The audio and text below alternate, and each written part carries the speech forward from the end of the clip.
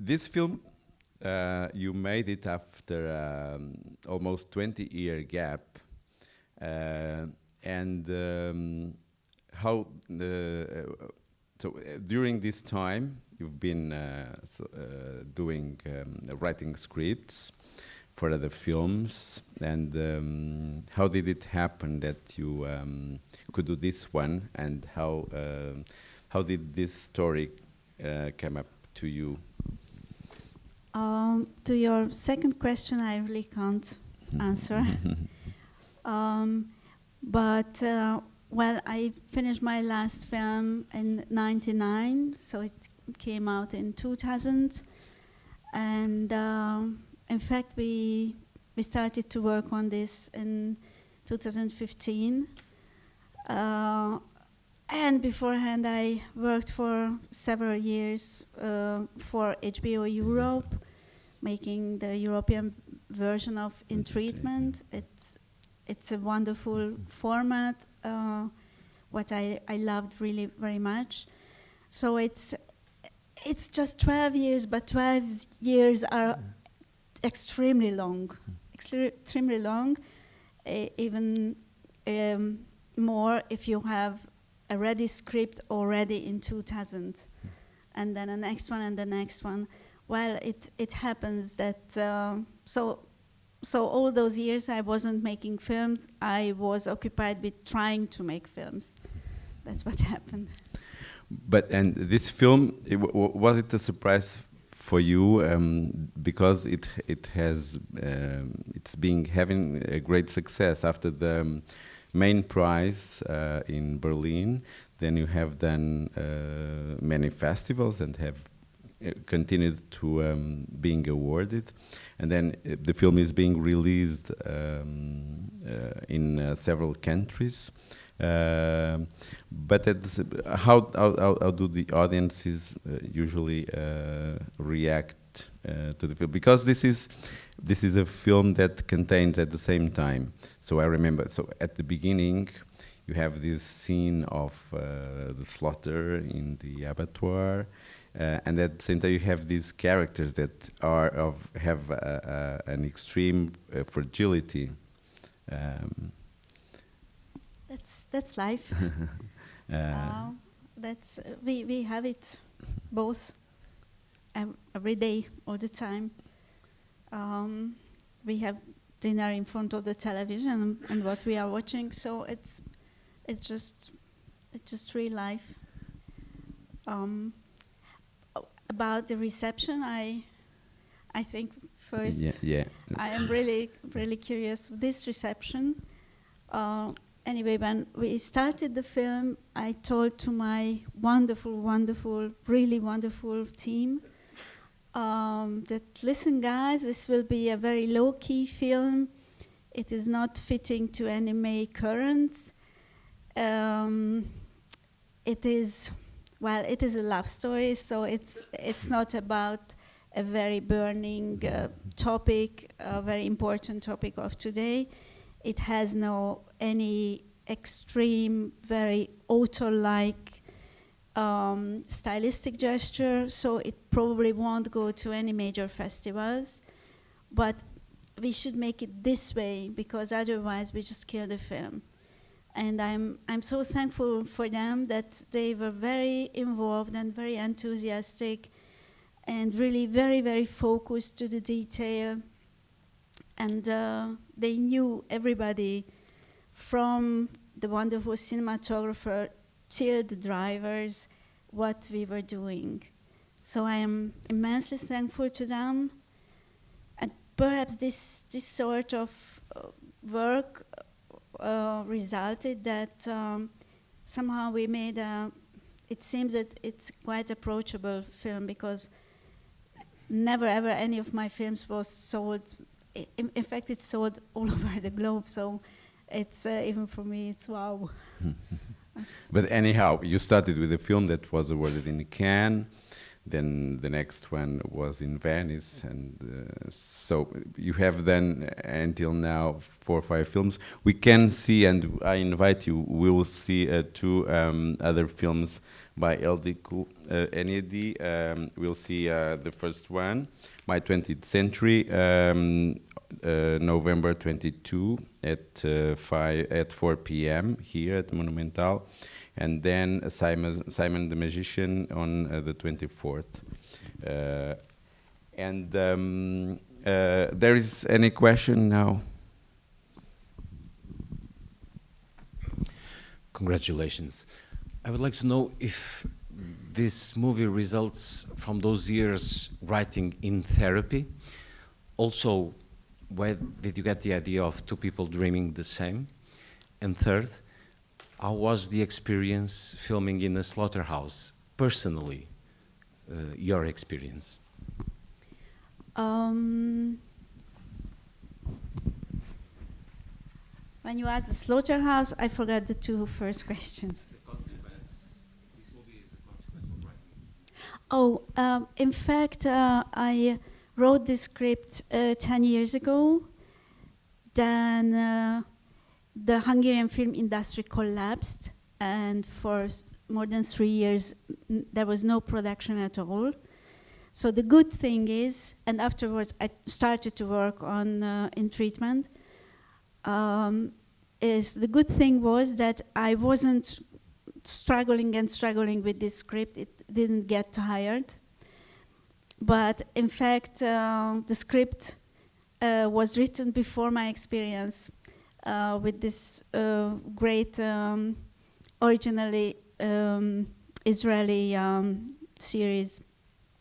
If you have the chance to see the original one, it's so amazing to see brave people with a great idea, very simple but very bold idea, and with tiny money you can see and amazing acting.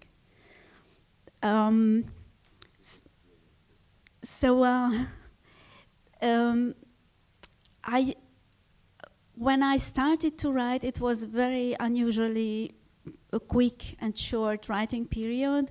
Generally, it takes me a year to write a script, and I rewrite a lot, and I throw out a lot. And here it was a big, passionate rush of several weeks.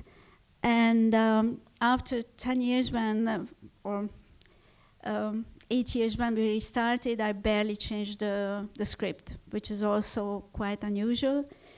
And somehow, when I had this first idea, which was rather a feeling, not the plot, to make a film about nearly nothing on the surface and everything beneath the surface.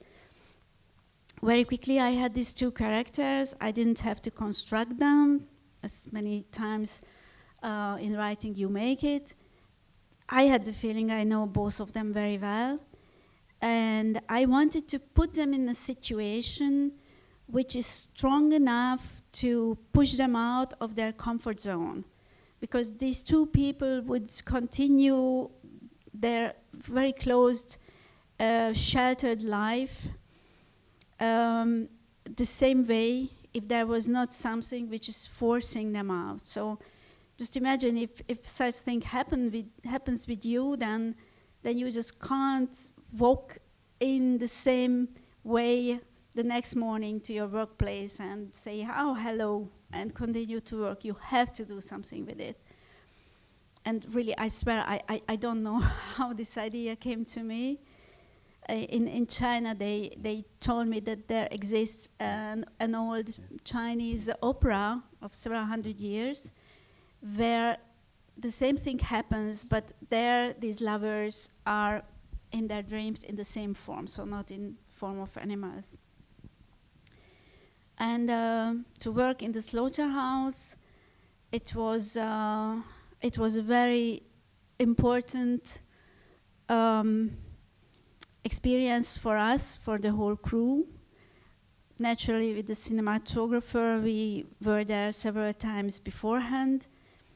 So before going there, I also wrote a letter for the team.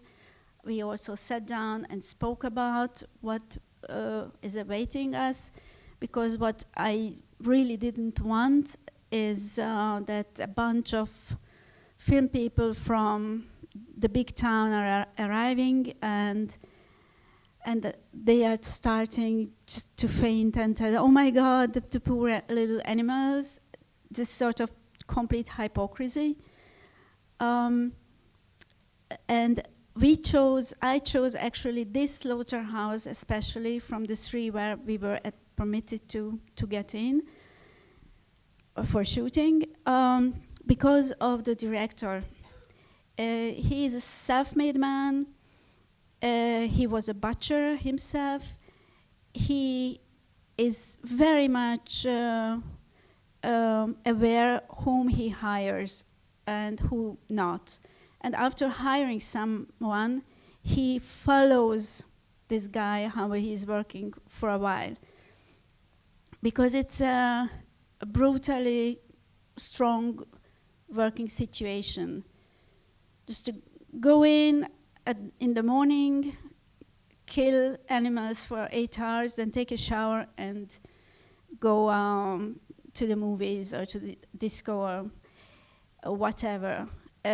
You have to have a very healthy soul just to cope with that. And we found there really wonderful, wonderful people who treated these animals with respect and the sort of fraternity. And they are very far from being intellectuals, so it was somehow a natural feeling, and it made me think about those tribal traditions where they went after the animal, they went out for a hunt, they killed the animal, they ate it, and then they thanked it for keeping them alive. So somehow this feeling was very present in the slaughterhouse. And somehow for me it was a place of truth, where everything what in our very comfortable little life we are hiding is there. We can face it. And there are so many things.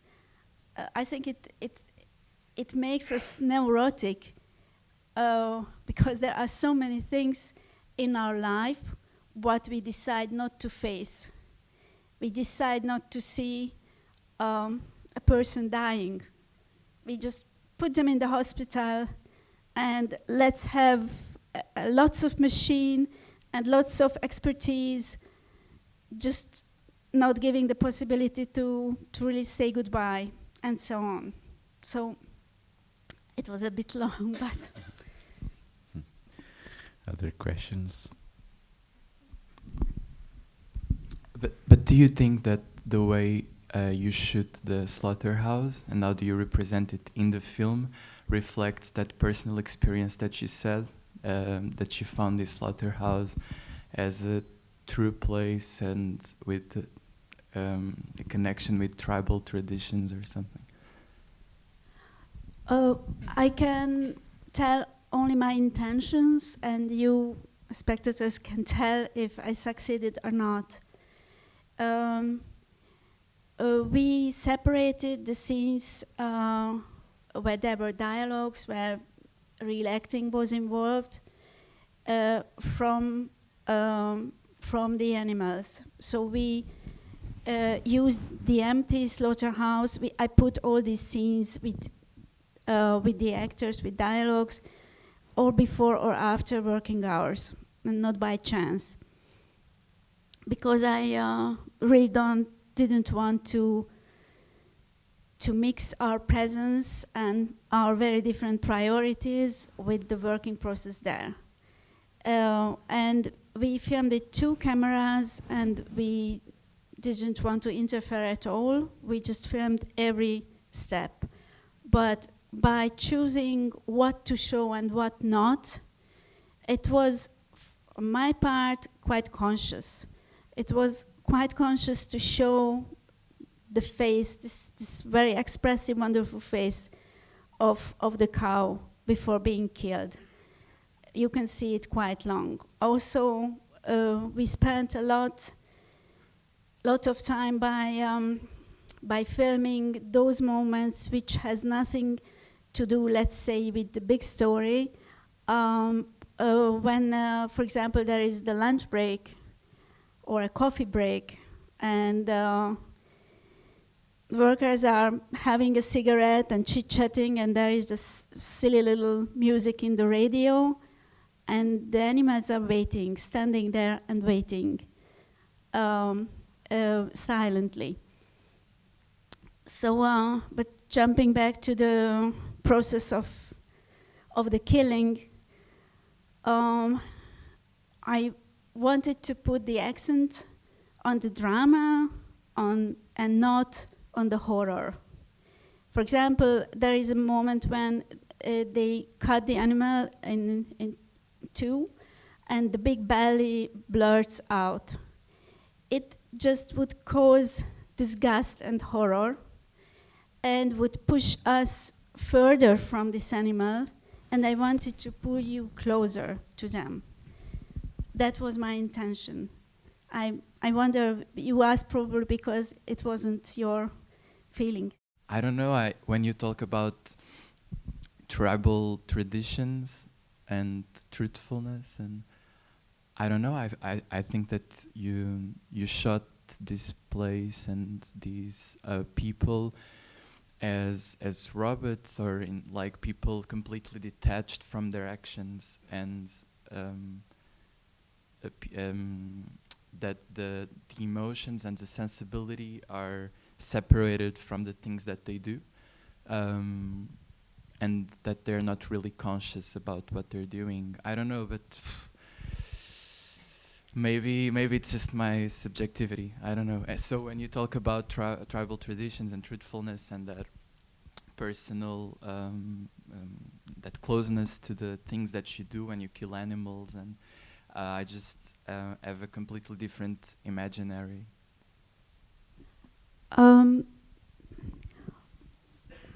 Well, the toughest thing was to walk around the animals, the alive animals. It wasn't watching the slaughtering, really. They have to spend 24 hours in there before being killed. That's a regulation. And to see their silence, patience, and the fear in their eyes, because they knew that they are in a horrible place. And for sure, I didn't show that sort of tenderness, how they spoke to them, how they touched them, even leaned with the whole body to them.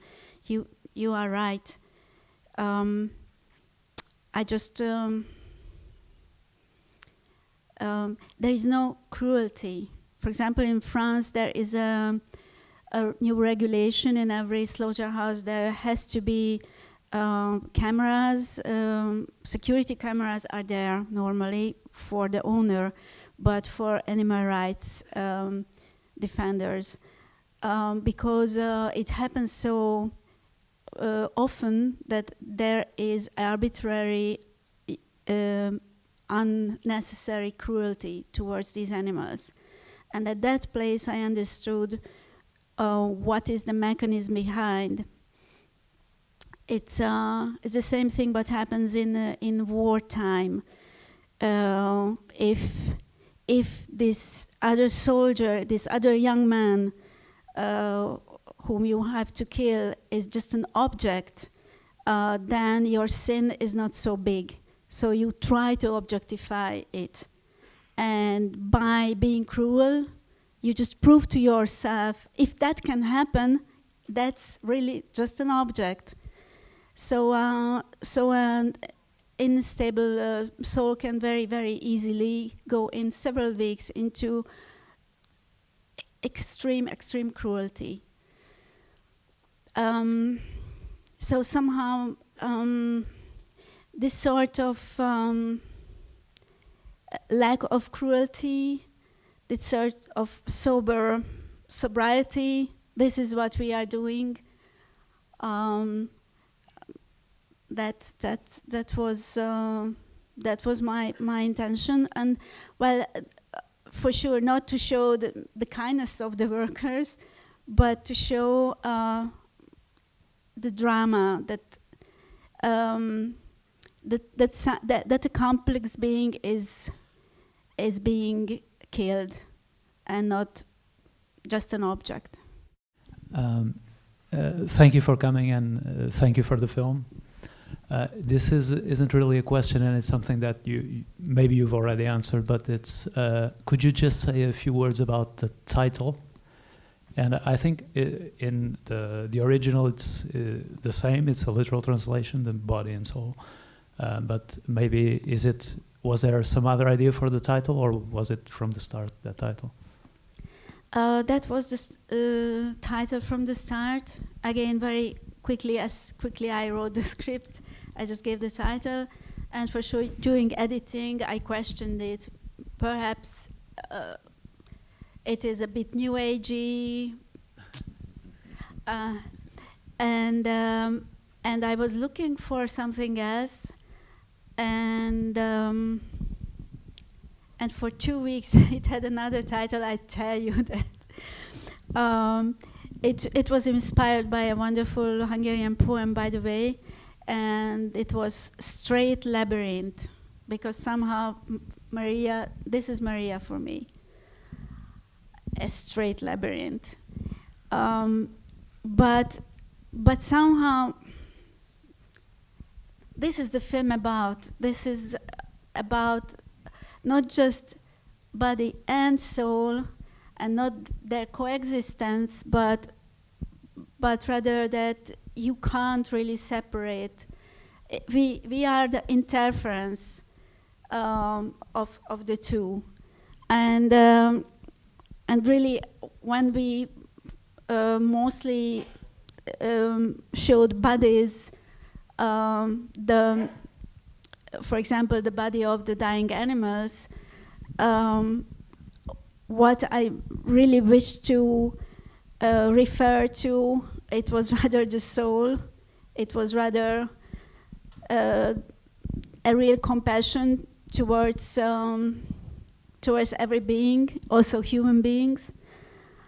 And when, for example, Maria is opening her soul towards this man, she's doing it by a series of experiments, bodily experiences, touching, feeling the sunshine, the power of sunshine on her skin. So somehow the way to open her soul goes through her body, through accepting the touching of other being, laying in the grass, and so on. So I thought I just leave this title, whatever anybody thinks about it. I have a question, because I noticed that you're always framing Maria, and maybe reflected on glass, or actually through the glass itself. And towards the end, she breaks this glass so she could use this piece of glass. And I was thinking if you had any intention with this, or not. Wow, I never thought about it. I just wanted there again a moment of truth, that sort of sober practicality of somebody who doesn't just try to get killed herself, but wants it really, because somehow arrived to a wall and she should have to turn back. And it's like somebody who grew up in prison or a camp, and one day they take her by hand and they say, come out, have a look around, how rich is the world. And the next day they drive her back and say, okay, now you saw it, now you stay here for the rest of your life in this prison. So, but thank you. it's this sort of, well, were several sources of inspiration, but there is a wonderful, wonderful street photographer who died, I think, 2 years ago, nearly 2 years ago, Saul Leiter. I advise it to everybody, really. He lived in New York, and with simple street photography, so it's not staged photography, he could tell so much about life, about his view, how to live life. It's amazing. So he was a source of inspiration. And how did you work with this cinematographer? Is it the first time you work with him? Oh, well, we worked together for HBO. Mm-hmm. That's how I got to know him. I was really amazed in one way, the elegance, the simplicity, how he used his tools. This is always connected to the personality. He's a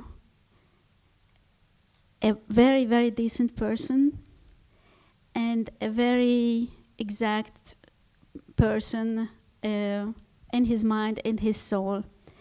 And this film really needed such people on every position, because even the smallest thing, I remember when we made the casting for the salt and pepper shaker, and there were the salt and pepper shakers, and I overheard the prop man and the art director discussing which one would be better. And their argument was not about aesthetics, about style, about what fits better the set. It was about Maria's soul. So somehow in the costumes, in every little detail, even with working with the colorist in the grading, it was always somehow going back to the roots. What is this film about? And it was an amazing experience to get this from everybody, from every member of the crew. First of all, I have to say I was invited last minute to see the movie, so I came knowing very little about it, but I'm very happy because I thought it was amazing, so thank you. Since you seem to be very meticulous about, well, every detail, I want to know what was the intention, if there was one, for the main characters having those physical and social traits?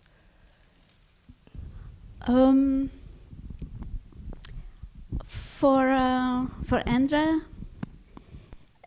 for the man, I really had an image in my head, a very concrete image of, I saw during my life many times powerful people, powerful men getting more weak. And the environment, which beforehand was very submissive, creeping around and trying to take revenge. That sort of vulnerability of wonderful, charismatic, strong men at a certain age when they get weaker, it was always heartbreaking for me. It made me think really about a bull in the corrida, full of dust, the neck is bleeding, the eyes are not so sharp anymore, but somehow looking for the enemy, wanting to die with dignity. That's what I wanted to show in this man. So this, the face, he's an amateur. And this sort of person I was looking for, who with the presence shows all the life beforehand, all this bigger life. And this lame hand, it's I didn't want to speak about it in the film, but I asked the physiotherapist to teach him lame hand after after a stroke. So it's, you know, when you get hit and then you continue, but it's not the same anymore. And for the young woman, it's really how to say, it can seem extreme. It is extreme, but somehow what she experiences, I think all of us experienced, if not other times, during our teenage years, when the other sex, the outside world, is so attractive, so thrilling, but also so frightening because it's unknown.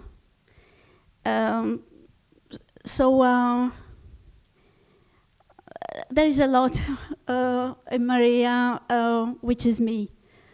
I was always quite good in communication when there was a purpose. In school, I was really feeling well during the lessons, and I was feeling very awkward during recess. When the small talk is going on, when just hanging around, I was very bad. So somehow I think even if it's enlarged a lot, she can be called somebody with an Asperger's syndrome. Our fears and thrills, when we get into something new, something unknown, probably we can share this feeling with her. So there is a big risk for both of them. Their little shelter, even if it's miserable, it's safe. Their way of life.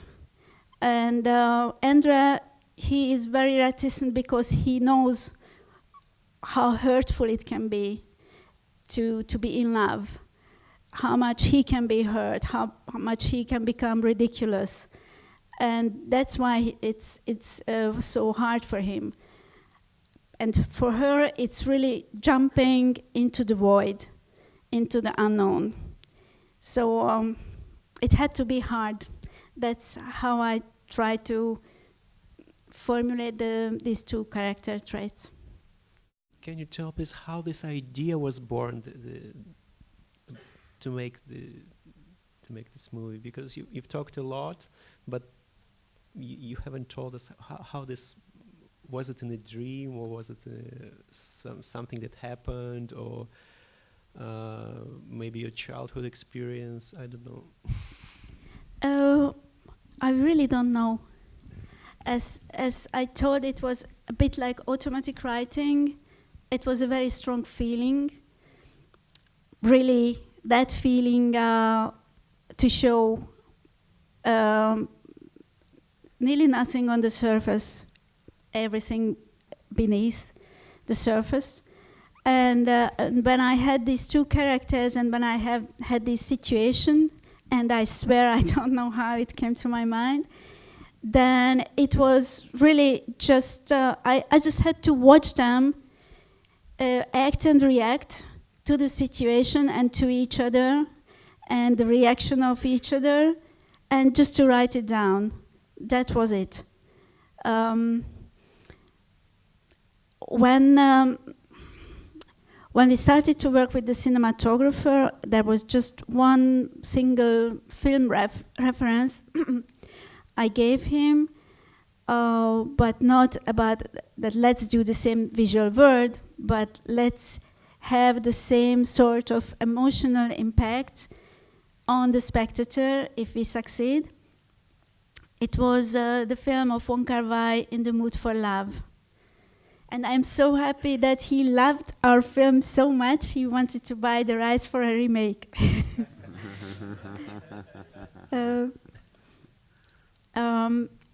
Not for himself, he's also producing. So I really don't know. Well, I think we can stop here.